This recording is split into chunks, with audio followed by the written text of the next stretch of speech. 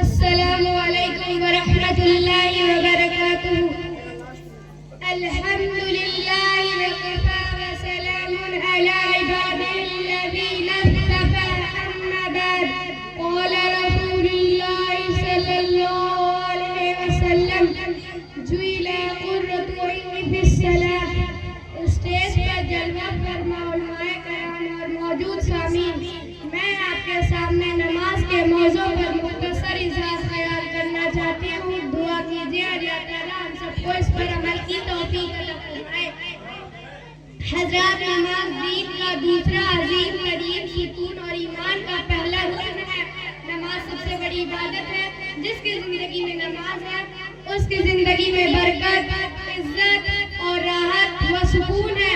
نماز اتنی عظیم شے ہے کہ اللہ تعالیٰ نے اسلام کا سارا احکام زمین پر عطا فرمائے، لیکن جب نماز کی باری آئی تو حق تعالیٰ نے اپنے محبوب صلی اللہ علیہ وسلم کو شب معراج سے آسمان پر بلا کر عطا فرمایا۔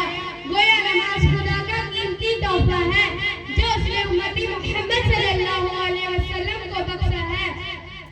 محترم سامعین، نماز کی اہمیت کا اندازہ اس سے لگایا جا سکتا ہے کہ قرآن مجید میں سب سے زیادہ اس عبادت کا ذکر کیا گیا ہے، اور دونوں جہاں کے سردار حضرت مصطفیٰ صلی اللہ علیہ وسلم نے اس کی فضیلت کو بار بار بیان فرمایا۔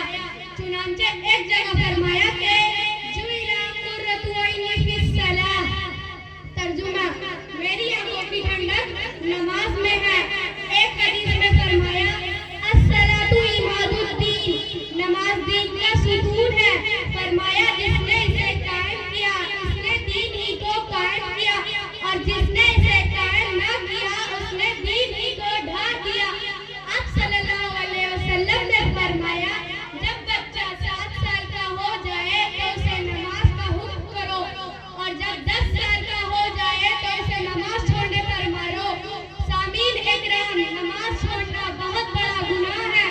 آپ صلی اللہ علیہ وسلم نے فرمایا ایمان اور کفر کے درمیان فرق کرنے والی چیز صرف نماز ہے، اور فرمایا جو صرف جان بوجھ کر نماز چھوڑ دے اس نے کفر کیا۔ اس کا مطلب یہ بھی ہو سکتا ہے کہ نماز چھوڑنے والوں کو موت کے وقت کلمہ نصیب نہ ہو اور کفر پر موت آ جائے، نعوذ باللہ۔